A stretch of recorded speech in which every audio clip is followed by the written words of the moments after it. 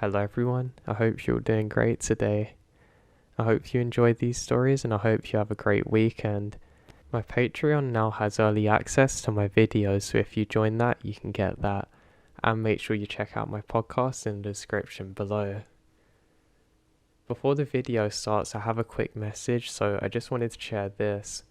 Remember, if you're injured or you can't do the things that you normally enjoy, use it as a time to stop, reset and relax a bit as well as plan.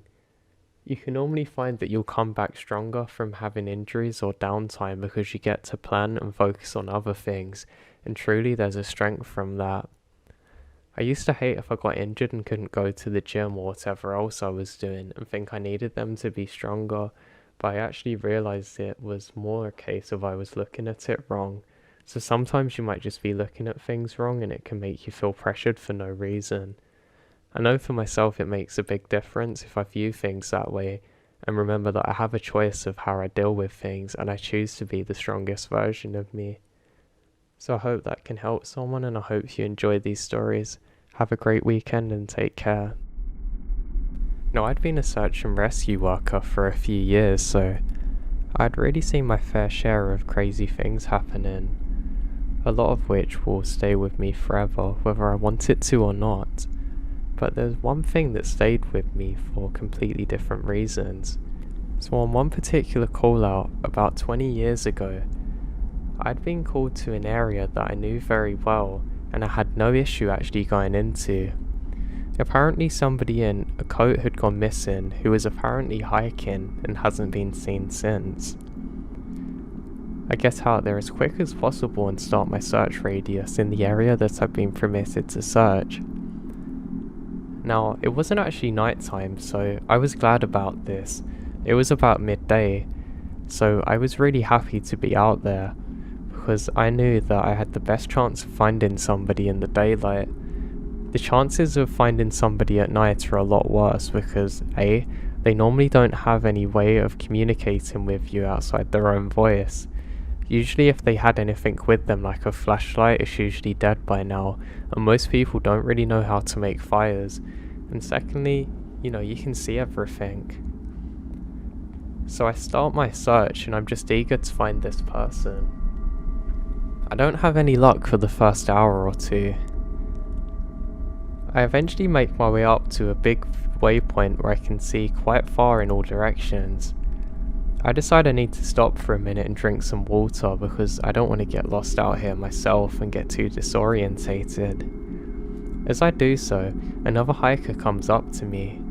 He says, "Hey buddy, are you lost?" I say no, quite the opposite, and laugh. Now he's wearing a green coat, so I know it's not the person that we're looking for.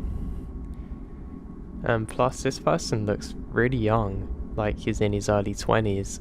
The person we're looking for is in his late 40s. I say what's he doing and he doesn't tell me too much. He just says that he loves to hike and explore the outdoors and that he's really having a good time. I explain what I'm doing and he says, "Can I help?" I say sure, and we both sit down together. Now we don't really talk too much because we're really focused on the mission, but I'm actually having a really good time. And it seems like this person is really friendly, and you know what they say, 2 sets of eyes are always better than 1, so I'm sure we're going to find this person quick. So we search for about a good hour and can't find much, but my new friend, whose name I haven't caught yet, continues saying that we should check in this area. I don't know why, but I decide to follow what he says, and we continue up ahead. He says, "Just follow this all the way down and you'll find them." I'm convinced. I say sure, let's go, and he says, "Sorry, I have to turn back now, good luck." And with that, he disappears down the hill. I'm on job so I can't stop and talk anymore, so I continue going forwards. I realise that I still haven't caught his name, so I quickly run up the hill, and he's nowhere to be found. It's crazy, it's literally like he's vanished, but that shouldn't be possible because I can see everywhere from up here. I think this is really odd, but don't really have time to dwell on it and have to continue. I only have about 2 more hours of daylight too, so I don't really want to be lost out here on my own. So I continue on with my search. Now, I didn't think about that person again because I was too focused on my job. I just thought it was cool somebody came there to help me. Now I stopped again to drink some more water and look up ahead of me, and I can just make out a blue colour coat that matches the description perfectly. I almost spit the water out as I quickly jolt up, literally spilling all of my remaining water on the floor, quickly going over to the area. I call out and blow my whistle, but they don't move. I get a horrible feeling in my body. Just as I head over there, I can hear somebody else calling out to me. It makes me jump for a second, but then I realise it's my name. It's one of the other rescue guys. They've got to him first. He said hey, and my name. We've just found him, and unfortunately he's passed away. I then ask him to describe him to me, and it's literally perfectly to the description of who we're searching for. But suddenly something clicks in my head. The very person that's just been described to me matches identically to the one I'd met earlier, just he looks far younger. I then ask for some more information about the person they've discovered, and ask where specifically that they're from. He then tells me that he's from Quebec in Canada, and suddenly, my heart drops. The person I was talking to had a French-Canadian accent, and then I realised something. I'm not a big believer in the paranormal, but I don't have an exact reason for what happened that day being anything else. When I saw an ID match on the person they discovered, it was striking how similar it was to the person that spoke to me. I believe that that person had come back in spirit form to guide me to their body. It would literally have been impossible for anybody to be out there without being discovered by the search and rescue team, and to be able to disappear like they did. I could have just thought it was my mind playing tricks on me, but the fact that they appeared so suddenly and disappeared while guiding me to the exact place where the body was is absolutely crazy to me. It's one experience I've never been able to forget since.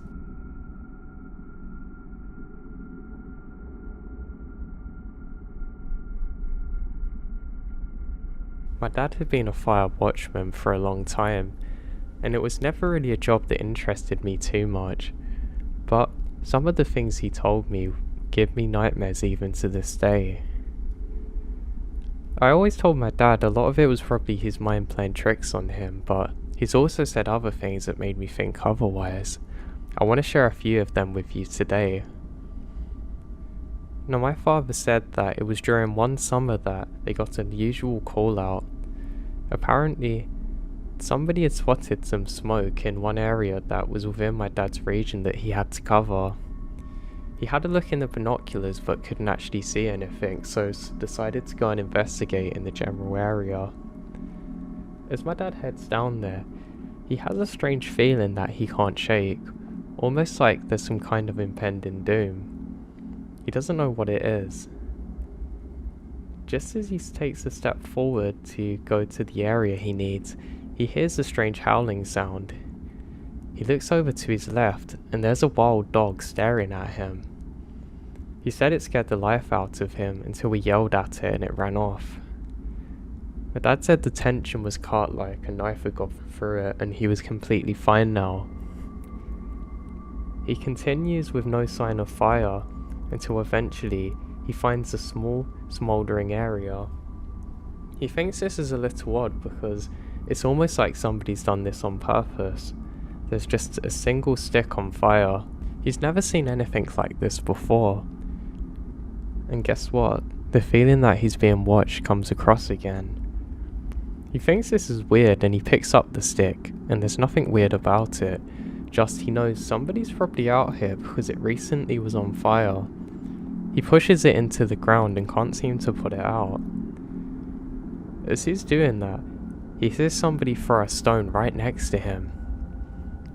He shouts out, "Hey, whoever's doing this, you better stop." Just as he's doing this, he stops midway through his sentence and realizes there's a note attached to the rock. Confusingly, he goes over to it and opens it up. He says the next 3 letters terrified him and he still has nightmares about it to this day. It just said run. My dad looked up and somebody has set fire to next to where his vehicle is and almost entirely around him. Needless to say, my dad didn't need any further instructions. He drops the rock and the note and immediately starts sprinting towards his truck. He manages to get in just before the fire spreads to it and speeds off to the next station. He radios in what's happened, and some of the other guys say they've had some strange reports about a group of people in the woods. My dad finally makes it to safety, and after a while they manage to put the fire out with some of the fire services and other departments. My dad files a police report of what's happened, and a few of the other watch guys file their reports of the strange men they saw. Nobody's sure exactly what happened to this day, and I thank God that my father made it out of there safely. I mean, heck, if he didn't, you wouldn't be hearing this story now. But it absolutely terrifies me to my core, thinking that not only could I have not existed, but some absolute lunatics are out there in the woods doing God knows what, trying to kill an innocent man for no reason. My dad said after that he had a long time off work and got stationed to a complete different area. He actually moved state after that, it scared him so much, but more on that another day. Now my father would also tell me about some beautiful things that they would see in the night sky. Of course there wasn't too much light where my dad was, so in the tower you could get a beautiful view of the stars usually. He said he always liked to see different galaxies and nebulas through his binoculars, and planets sometimes. He said it would only be a star, but he knew exactly what it was because he was always into astronomy, and when he was younger his father had a telescope that he loved to use. And of course, from my dad's generation, they had the whole space race and moon landing, and my dad can just about remember Neil Armstrong setting foot on the moon. I wish I could have seen it. So my father tells me that there was one night in particular that something was just off. He was looking through his binoculars at stars for a few minutes when he realizes that the area around him is slightly too warm. He's not sure whether he's left the heater on, but he goes and checks and nothing's on. He thinks this is odd, and as he steps out again, he realizes the stars look different from normal. It's almost like they've moved. He's pretty sure it's just his mind playing games with him, and he's sure not a coward, so he continues searching. As he does so, something very bright appears behind him, almost like somebody's turned on a flashlight. Now initially my dad doesn't know whether it's his eyes messing up or what, but as he turns around, he can see one of the stars floating just above the tree line. He's fixated on this for what feels like an eternity, but was probably only 1 or 2 minutes. While doing so, my dad realizes that the warm sensation has come back again. Now, he also realizes that there's other lights here and they all seem to be dancing and moving around. My dad wipes his eyes and can't believe what he's seeing, and there's a strange glowing colour coming from the tree line.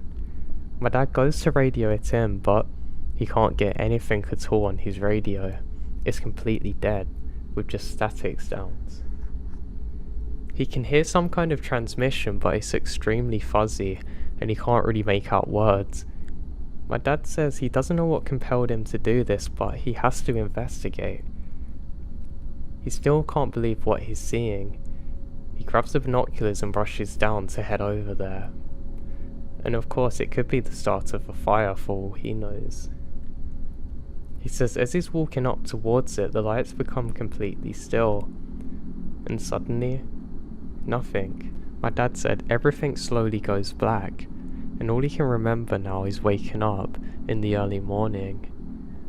He said when he woke up his face was really hurting him, and looking on a small mirror that he has on a compass in his pocket, he can see that he can't actually see which direction he's going in. The compass is just spinning in circles, and his face is sunburnt. Now this is impossible because He was completely fine the night before, but now? He looks like he's been in the sun for days. His arms are like it too, but especially his face, and it only seems to be on the front side of him.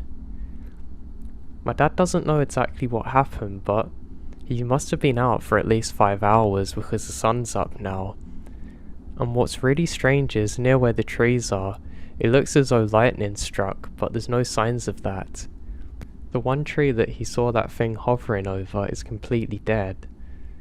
Again, not like it's been burnt from lightning, like it's dead, like it hasn't had any leaves on it for at least a year. To this day, my dad still has no idea what happened, and he said he wants to draw it up to his mind playing tricks on him, but there's just too much that doesn't add up here. My dad always loved the stars but never really believed in UFOs or aliens or anything like that, but he's now convinced that there's something out there that's not from this earth.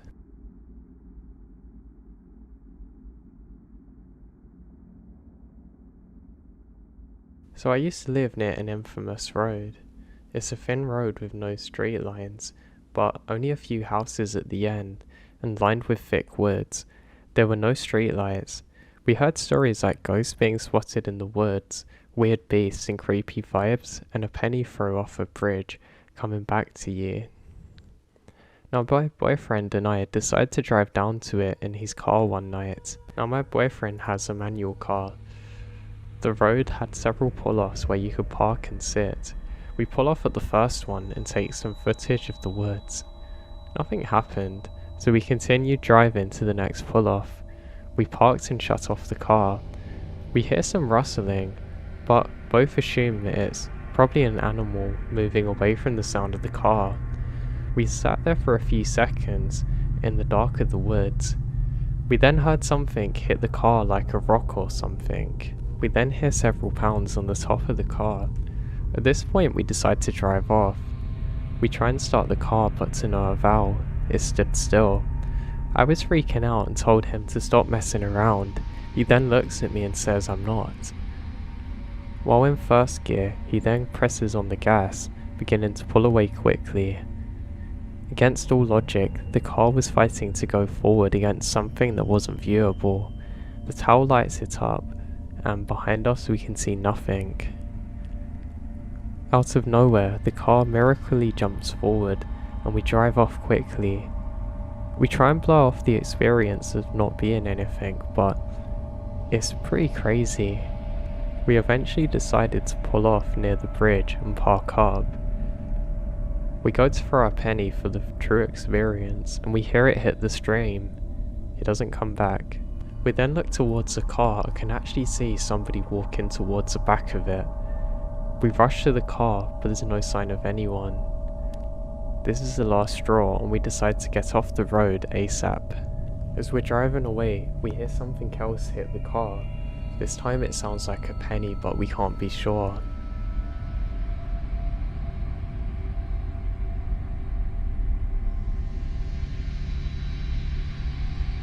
My dad told me this story several times with the context of a weird, cool event that happened to him when he was 10 in the late 1970s, as though he was time traveling.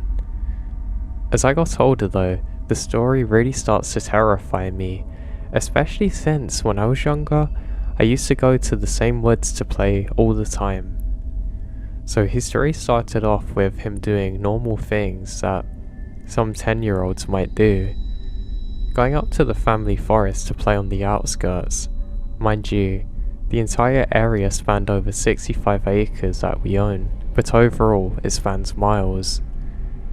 He said that it was a normal day and nothing out of the ordinary was happening, until he got to about halfway through the entire woods. He looked into the very far end of our area and heard multiple men's voices coming from inside. My grandfather used to be a farmer, so my dad thought that it could have been one of his uncles. Being curious, he runs over to the woods to investigate. There, he walks into the trees until he comes across an entire logging crew clearing the trees. He said that it was nothing like he's ever seen before, and these men were working and are completely ignoring him as though he's invisible, literally.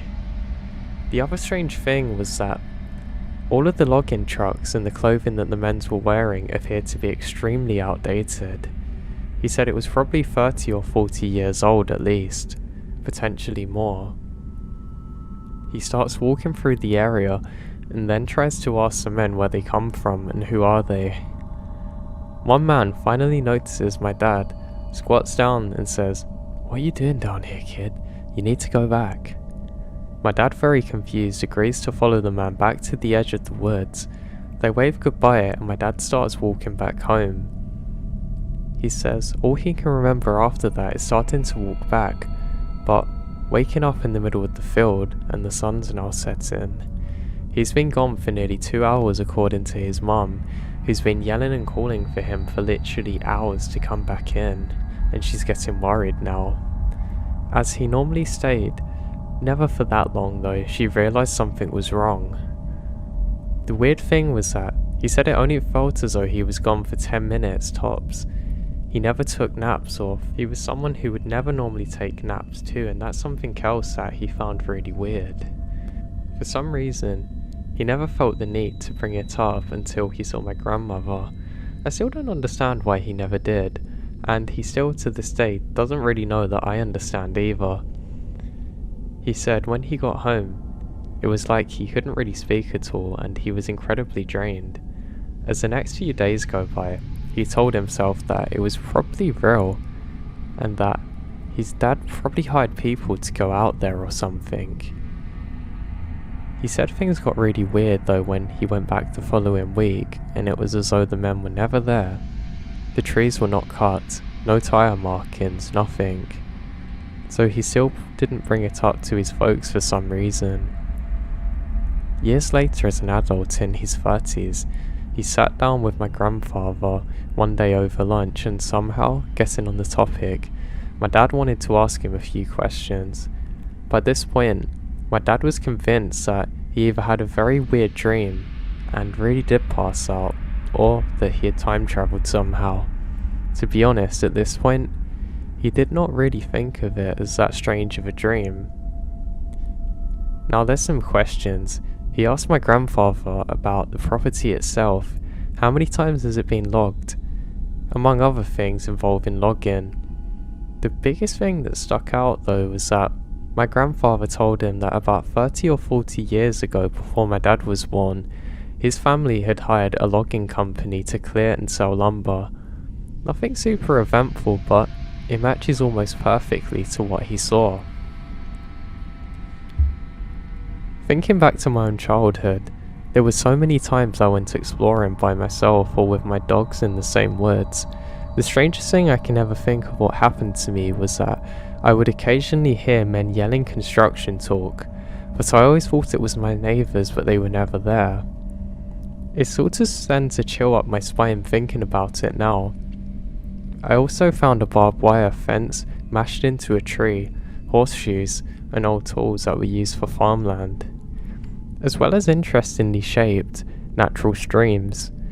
There's tons of natural cave systems on our property too, which I've managed to find one where one of the streams flows into the underground. It's quite beautiful really, but there's some creepy areas that are entirely empty, dead of everything including weeds, looking as though it's been untouched for decades.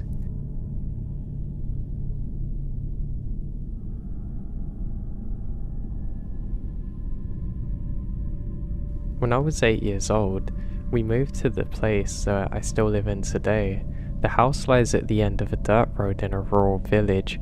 Surrounding the house are fields and scattered forest patches. Our property is not very large, just the ground directly surrounding the houses. In front of the house is an open grass field with some small tree patches here and there, as well as some higher and lower parts. It's not completely flat. After really thinking about it, it's probably more like a kilometre or so of fields that stop and start with trees in between. Now there must be in total about 4 or so times where I went to explore when I was younger, most of the times with a friend. The last time I'd been there must have been at least 4 years ago. At first glance, the trees seemed to go on for a long time, but Already off 50 meters, there is a dirt ridge to the left and right around 2.5 to 2 meters higher. Then all of a sudden, if misplaced, there are a few cabins with no patterns to their positions, scattered over roughly 250 meters with a shallow pond and thick wood on the sides, and between them grass and thin bushes on either side. The whole thing had a rectangle shape. Now we had crossed over the ridge on one of the shorter sides. Now the cabins all look like they're built in the 80s with flat roofs. When we first went there, we thought it was odd, but it could have just been an abandoned resort or something. But then we looked through the windows. Inside most of them, they're empty or had things covered in blankets. I remembered thinking it was creepy, but when we found animal remainders all over the land behind the ridge, we got really scared. And we went deeper into it, which was only when we were there the second time. I remembered thinking how odd it was to be there, because there were no signs or anything to mark somebody's property. There weren't any roads to go there to. Now, when we got to the end, it was the last time we went there, because it felt like we were being watched. As we went to leave, I spotted a tall hooded man in dark clothing walking towards us from about 100 meters away, with what appears to be a rifle on his back. My friend and I start running away in the direction of my house, but I can see the man following us. We reach the ridge, but our view of where the man would be is blocked by a cabin. My friend climbs over first and I followed him. We run and don't stop running until we're home again. We never told our parents or anybody else because we don't really want to get in trouble, but it was truly terrifying.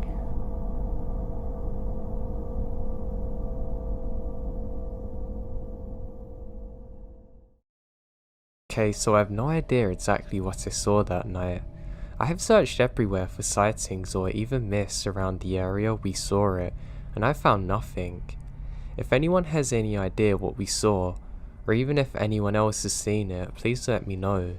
My husband and I think it could be a Wendigo, but I'm not sure. Now, my friends and I go camping a lot. Our favourite place is Red River Gorge, Kentucky. We go there so often, and I've been there since I was an infant. I'm 28 now, married with a kid, and still go. It is the closest place to where I live that you can actually see the Milky Way pretty much all the time. It's perfect to stargaze, and I've seen a shooting star every clear night that I've been there. When we go without our kid, we will night hike to a good lookout point and stargaze for hours. Our first experience is night hiking. We would go to the trails we knew well, and were used to frequenting during the day. Now, the most used trail in the area is one that's known as the Natural Bridge Trail. The trail is around 2 miles uphill depending on your starting point. I've done this trail every summer of my life and could do it blindfolded. It has wooden steps, carved rock steps, long handrails, multiple sitting points under a roof, trash cans, and after reaching the main trail, there's no lights. It's often used, and while it's an uphill one, the difficulty is low. As long as you have a good grip on your shoes and water, you'll be fine. My friends and I have literally done this multiple times, and are confident in it as well.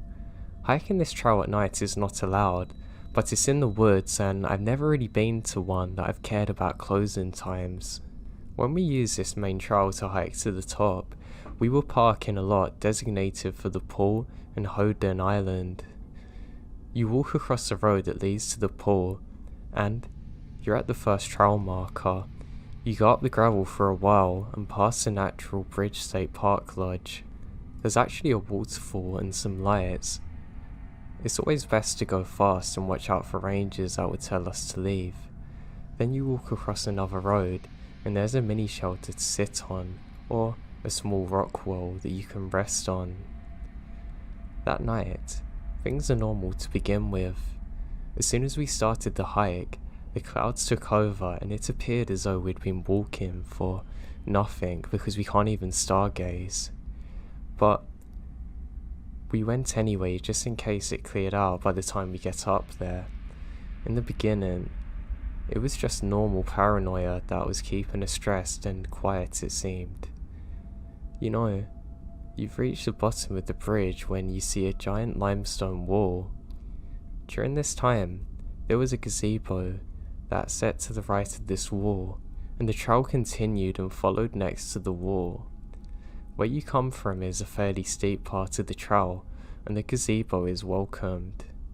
My husband, my best friend at the time, and I all sit on top of the gazebo.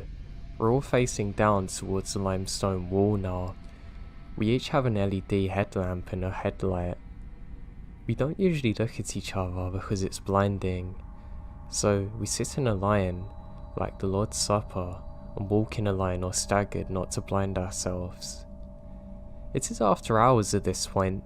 No ski lift riders have gone for hours and the rangers had already done their sweep, so they're heading back, but we're obviously not. We ended up leaving in no time though, and making sure the trail at the top was clear for our hike up. The ski lift takes you to the top, but there are workers that stay and do counts and only leave once it's clear. I guess I have to make these points because that's what I was thinking when what seemed out of nowhere, a girl with a headlamp appears, beginning to walk down the trail, staring at us. She's in a sundress and flip-flops. The hike's uphill, and while it's easy, you don't want to do it without water or real shoes.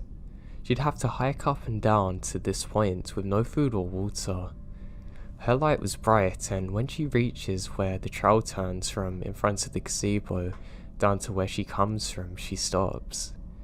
And she just stands there, kind of eerie. She's looking directly down at us. Her light made my hand light up. Now she doesn't turn away from our lights at all or even react to them. I say hello.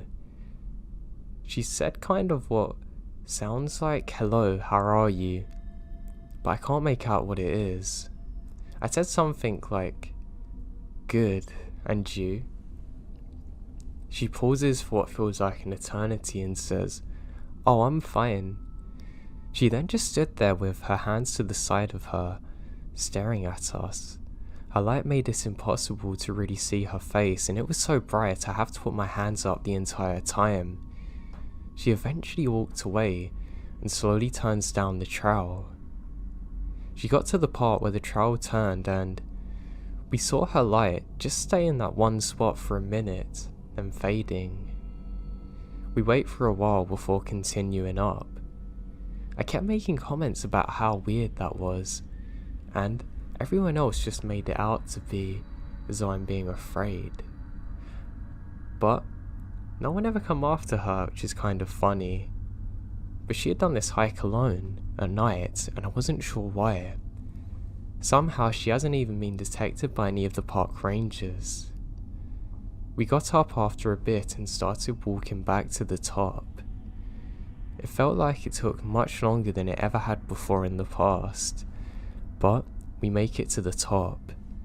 There's stones, and they're kind of steep and named Fat Man Squeeze. They get you over to the top of the bridge, and you can walk across it and whatever. Going up and being on the top, we hear twigs snapping, almost alternating from left and right. We lay down and try and stargaze, but the clouds are thicker now, and it's miserably hot. We could hear voices at the same time, and my husband kept checking for people. He never saw anyone. We saw a light flash, but nobody near it. And then a bird call. But it wasn't like a real bird, almost like a person imitating one. Like rhythmic and not so much natural, if that makes sense. I was convinced that we weren't alone, and hadn't been alone for a while now. I ask if we can leave as soon as possible, and everyone agrees.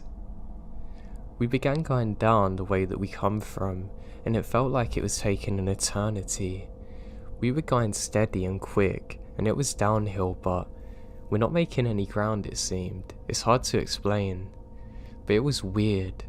I even said aloud, This feels much longer than it should be, and they agree with me. I kept looking behind me with the flashlight, and my husband kept looking out to the sides, and my friend kept hers mostly forward. I kept feeling watched and can't figure out what footsteps are ours or the others. I would turn around in the direction of a noise and see nothing. When my husband was walking, he kept saying he was catching eyes with something in his flashlight. Usually you can see a raccoon spying on you, but not this time. He's afraid maybe it's a big dog or bear. And I could never see it when he did. Now, we're hiking down semi-panicking on a kind of flattish area compared to the normal downhill areas that we're used to. The log fence or handrail, whatever it's called, is on our right. We are in a row walking within reaching distance from the barrier, and my husband just stops walking altogether and says, "What's that?" But the question is more of an alert. I move my headlamp in the direction that he's pointing to and see nothing. But then, both of his lights catch a shape. My headlamp catches the shape too. It's almost simultaneous. All lights fixate on this grey creature. It is bent in a crouching position, knees facing out to the right, turning towards us. It starts to slowly stand, and my mind is racing. It looks human, but it's far too big. People mistake human shapes for what's actually bears in the woods, but this is shiny. It's thin and big, almost like it's too big and too grey. There's a shine to it, and our lights reflect it even more. It gradually comes to a standing position. Its head is long and its eyes are in a human position, but it's not human whatsoever. It doesn't have normal eyes, just big empty holes. It looks directly at us. The way it stood up was intimidating, almost like it was a snake, and it appears smart. It was like it was stepping up to a fight, from crouching to accepting a challenge.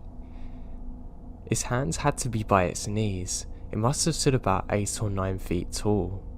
No hair whatsoever, and its head was large. I can't process what I saw, and I was frozen.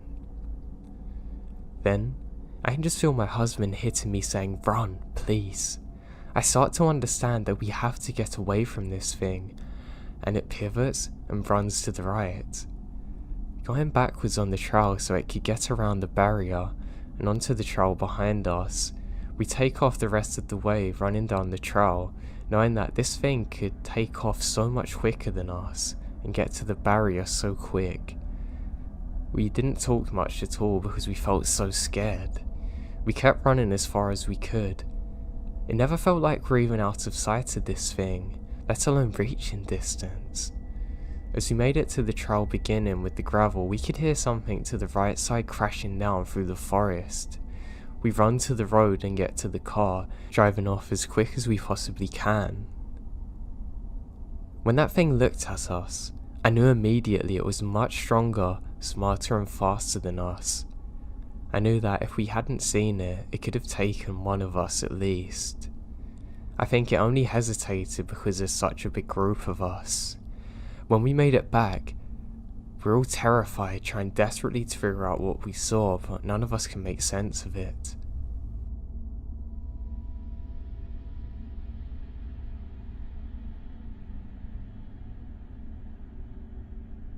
I was born and raised in the hills of eastern KY, about 10 miles from Hazard. When I was about 14 to 15, my cousin and I went hiking, going to the top of one of the mountains. We followed a trail, sometimes almost straight up, and what we saw terrifies both of us. We had been walking for about an hour and a half, when we saw a man and woman's clothes on a tree limb. That might not sound strange, but we were far from people, and the branch was at least 30 feet off the ground. The clothes were neatly draped over the branch like they'd been not thrown up there. We ended up going further, and eventually found a flat area. There's no trees, no grasses or flowers. Now, off to my left, I remembered seeing a black hole in the air. Not shiny, like the mouth of a cave, just black. It was 8 foot tall and 3 feet wide, and kind of misty around the edges. Seems like every year, the memory fades a little, so the next thing I remember is tearing down the side of the mountain as quick as possible, not following the trail, just trying to get away from whatever it was. To this day, I have no idea what it was, but I'm sure there was a connection between the people's clothes missing and that.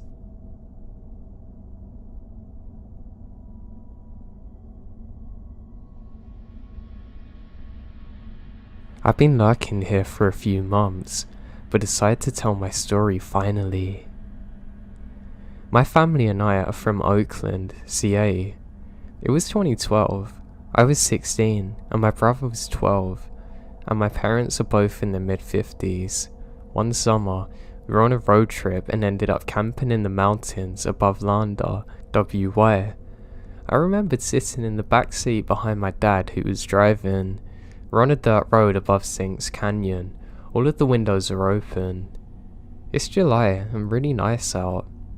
We pulled over by the turnout to one of the lakes to the right of us to take a look at the map. My parents weren't sure about how to get to the campground on the other end. It's quite a few miles away. About this time, a young lady came jogging from the other direction. I remembered she was blonde, had a yellow tank top and dark shorts. My dad waved out the window to call to her. He said we're lost and said you know the area. Yeah, sure do, if you keep following this. She mentions, it will take you to Louise Lake. The campground's to your left. We thank her and she says she's Amy. Anyway, a few years later, I see an episode of Disappeared that featured a young runner who had gone missing in the 90s outside of Lander, WY, and I immediately get chills. Apparently she was never found. They show her picture, and the hairs on the back of my neck immediately stood up. It's her, and her name's Amy. When we saw her, she appeared to be the same age, even wearing the same clothes in the program. I showed my dad a few days later, but he didn't remember specifics. He remembered her being called Amy, but that was it. My brother was asleep when this happened, and my mum had no comment. But I know what I saw. It was Amy.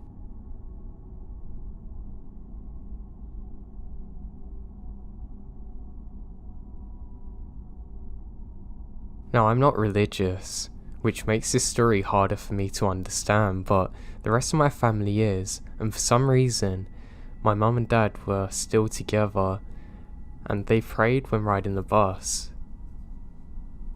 That was just a habit they had. We lived in Finland out in the woods a bit, and strange things aren't really that common here. This happened before I was born. I was in the womb. My mum and dad got on the bus, and noticed a tall, slim, dark thing sitting behind the driver. It's wearing all black robes. Now they can see because it's darker where the tree line is, and it almost stands out as being pitch black compared to the surroundings. To this day, they don't know if it was male or female. They sat a couple of seats behind the thing, and as usual start praying. My mum noticed the head of the thing start to shiver and jolt lightly. She didn't mind it, but the more she prayed, and the further into the forest the bus drove, that thing seemed to get more agitated. My mum shivers when she speaks about it. She has had so many nightmares about this thing. My mum started getting a weird feeling. My dad didn't care as much, he's used to weirdos, but the jolting intensifies and the long greasy hair barely holding on the top of the head starts whipping. The thing then starts growling and hissing. Suddenly, it stopped. Its head turns all the way around and stared with its soulless and dark eyes straight at my mum. A wave of panic overtook her as she started frantically pressing the stop button. They get off and my dad said, "What is it?" My mum explained the whole thing, but my dad brushes it off. Said that there's full of weird people on this bus. But here's a kicker. My mum often has visions and they're often true. She once saved a guy from committing suicide and had a vision of his chair he was sitting on just before he jumped off a roof. She also saw his face in the vision. She knew where he was going to jump. He said afterwards that he told God that if somebody doesn't speak to him, he'll die. Back to the story. My mum saw a vision of the thing standing in front of their door, and she freaked out and refuses to go home. But my dad, in his nature, dragged my mum along and ensured her it's going to be alright, and how ridiculous the vision is. I bet you know where this is going. They got home, and sure enough, the thing was right there, right in front of their door. They freaked out, ran for their lives, and escaped into a bar calling the priest. He said that under no circumstances did they touch or even go near that thing ever. They waited in the bar for hours and finally noticed the thing's gone. They then had the priest come and purify their house.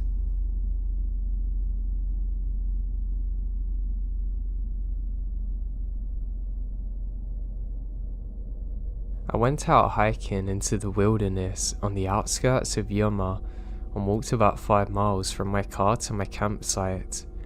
I brought my usual hiking gear along, as well as my AR-15 for protection against wild animals like coyotes and snakes. My firewood supply burned up just after the sun went down. I went to bed at 18:30. I messed around on my phone until 19:30, passed out, and I'm then woken up by a call by my friend. Now it's around 8:30 and I fell asleep again. The next time I woke up, I couldn't move. I could hear rocks moving around outside and soft footfalls in the sand right outside my tent. I heard coyotes howling louder earlier, so I know that's what they were. I was sleeping with my back against the wall, and one of them idiots presses their noses in my back and sniffs me for a good few minutes. The second thing that happened was around 0300. This is a nightmare. Not sleep paralysis this time. There are 2 sections in my tent that can be seen through. It had to be a dream, but I woke up, peered through the window, and I saw a young woman and child sitting outside my tent on a small rise, no more than 6 feet away. I asked who they are. The child was silent, but the woman declared, "Leave now." They made a horrifying face. I was able to grab my gun. I tried to shoot them. Because it dawned on me that something was terribly wrong, the trigger wouldn't budge. She then stood up and walked into the shrubs. The woman walks away until I can't see her anymore, but the child passed out from under the moonlight into the shadow of the shrub tree, and because the moonlight was falling on the other side of the tree, all I could do is watch her silhouette change shape. She'd become a gnarly, bony freak, almost like a tall monkey. Absolutely silently, she rushed my tent. I squeezed the trigger for all that I'm worth. She collides with my tent. In that instant, I'm throwing punches everywhere, and everything goes back to normal. Now, the crazy thing too is on the way back, I find there's scratch marks all over my car and on the back of my arms. I've never had anything like this before in my life.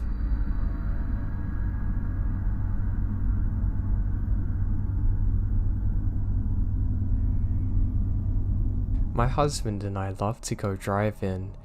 We prefer road trips, but on the weekends or nights, we have nothing better to do than to go around cruising and just drive around. We prefer smooth and not busy roads. On this particular night, we are bored and decide to go cruising. We went up north to a small town, about half an hour from the city where the roads are curvy and smooth.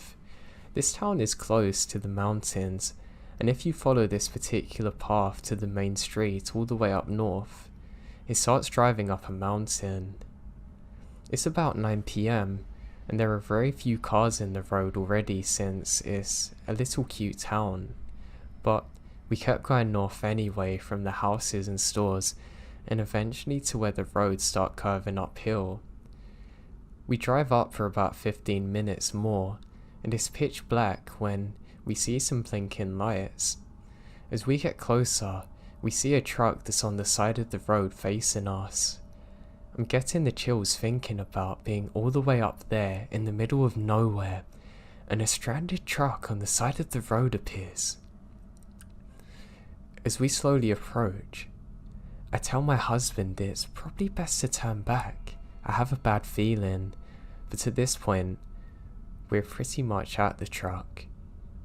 He pulls up next to us. We see that there's a young blonde guy, probably in his late 20s, who gets up to our window. I get such a bad vibe by this and tell my husband not to put his window down. I think he also gets a weird vibe and actually listens to me.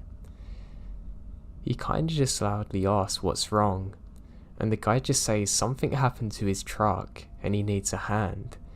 His phone is dead. Now my husband asks what happened, but this guy insists on showing him and to take a look. He says it's very friendly and even calls him bro, and he's glad we pulled up. My husband says, you know what, I won't be much help because I know nothing about cars, but I can call help for you. My friend knows a lot about cars. The guy's insisting and gets upset. I'm now looking back at the truck, and I thought I caught movement inside the truck. I tell my husband I think we should go. Now, he probably saw the look of fear on my face because he puts the car in reverse, but as he did, the guy is now behind our car, so my husband decides to go forward instead. We drive up for maybe 2 minutes, trying to find a place to turn around since the road is so narrow. The road turns to a dirt road, and there's a little more space on the side, so he's able to turn the car around. I am dreading going back that way now, and our phones have no signal at all. In my mind, I know this could all be someone with genuine problems, but this doesn't make sense. I cannot help the feeling in my gut. We soon reach the area where the truck had been, and there's no truck at all. We drive maybe another 5 minutes, no trace of one whatsoever, and we're sure we've passed the place that he said. We didn't drive up too far to begin with. I am both relieved and terrified that the truck's no longer there though. If it had really broke down, how did it get help working again in such a short amount of time? Calming myself down, I'm telling my husband, hey, maybe they really did get it to work. Maybe it turned on all of a sudden and they drove off. Suspicious, yeah, but not impossible. As we keep driving through, the roads begin to straighten out. We notice far off the truck with all the lights off, and park to the side again and notice movement in the truck. I say out loud, why did they turn out all the lights? I think they were thinking we're still far enough away from them, but we see 2 figures get on the other side of the truck and crouch down as if hiding. We get closer and my husband floors it. As we drive past, the 2 men get up. One of them is the guy that we had spoken to earlier, and the other's massive. With a very surprised look in their faces, one of them turns and runs behind us trying to catch us. I kept looking back, but it's so dark. Now all of a sudden, I see the headlights in their truck, and they start driving in our direction very fast. My husband keeps going, and eventually, we lose the headlights. I kept looking back the rest of the way, so scared that they're somehow still following us. Maybe they turned off their lights again and I can't see them. Anyway, after driving for a very long time back to the city, we're convinced no one's following us now. We do call the non-emergency line given a description, but we don't get the plates, so it's pretty much futile doing so. Just given a description of the guys we saw. I realise all this could be rationalised, but it makes no sense why one guy was hiding and how they tried desperately to follow us. I hate the fact that they're still out there. I just pray we never encounter them again.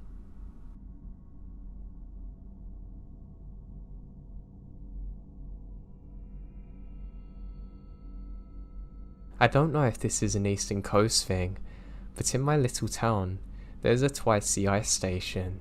Basically, you fill up water jugs and get ice bags for cheaper than you can in the grocery store. I went out a few nights ago to get some water, because hey, who wants to be drinking tap water? My husband was home, and because I'm kind of heavily pregnant, he insisted that he go instead, but I really wish that he would have done. I was out at 1 AM, and it's dark for miles in the middle of nowhere. As I get out of my car, I open the back seat to get the gallon jugs and close the door. The moment I do, a dark blue truck van pulls up behind me. I presume that they're doing the same thing as me, and I don't really think too much of it. However, alarm bells start going off, and the alarm bells start screaming at me when the slide door opens up and two large men step out. It's about a 20-foot distance between me and them, so the first thing I do is pull out my phone and start making a pretend phone call saying, "Yeah, I'm almost home."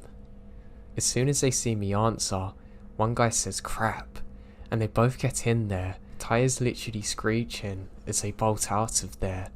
I throw the jugs into my car, empty, and lock all the doors a million times before I broke down calling my husband. He told me to write down the make and model of the car and colour, and we'd go to the police station first thing tomorrow.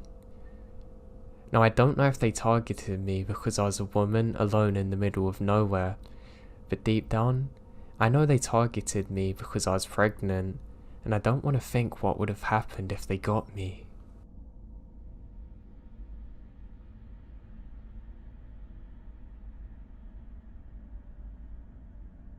When I was 16, some friends and I went to an outdoor centre concert thing. We parked at the mall and took a shuttle to the venue. For perspective, the mall is a 20-minute drive from our home, and the venue's another 20 minutes away in a different direction.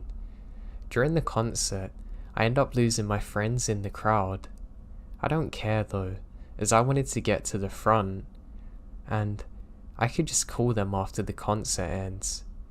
Well, of course I lost my phone somewhere in the crowd of people, and don't even notice until the last show wraps up. I search the ground as the people dissipate with no luck. Reluctantly, I just hop on the bus heading back to the mall, hoping to meet them at the car. The car is gone, and I start to freak out a little, but it's 10 PM when I head to the bus station to see when the next bus is coming. Just my luck, it's a special holiday, so no buses until 10 AM. I borrow a stranger's phone and call the two numbers I know, my mum and brother. My mum doesn't answer, but my brother does. He basically gives me the suck it up talk and hangs up. So I'm alone, scared, and a little drunk in a city I don't know. I try walking but quickly give up when I realise I'm basically walking down a random highway towards God knows where. Back at the station, I'm just staring at the map when a stranger creeps up behind me. He asks me where I'm heading, and I say the truth. He is conveniently going to the same city, asking if I take a split to a cab. Realising this is my only option, as I said I don't have my own money, we get in the car. Turns out he has less than I do. We barely have enough to get to the heart of the city, which is a 10-minute drive from my home, but at least I know my way from there. During the drive, this guy gets progressively more creepy. He's aware that I'm 16 and he's 25. He scoots closer every minute, touching me, insisting I come back with him, even writing his number on my leg. As we get there, I realise the situation I'm in. We're about to get out at a quiet area at 2 AM, and the cabbie's gonna drive off, leaving no one to hear me scream. The second he gets out, I turn to the driver begging him to take me further, so I can at least put some distance between us. The cab driver said he hadn't heard a word the whole way, but Definitely heard something odd. He asks me for my address and takes me all the way home, and the creeper stares in frustration as he drives off.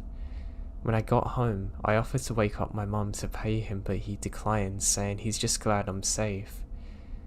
I broke him through the kitchen window to get to bed and cried myself to sleep. I'm just glad the cab driver was so kind to me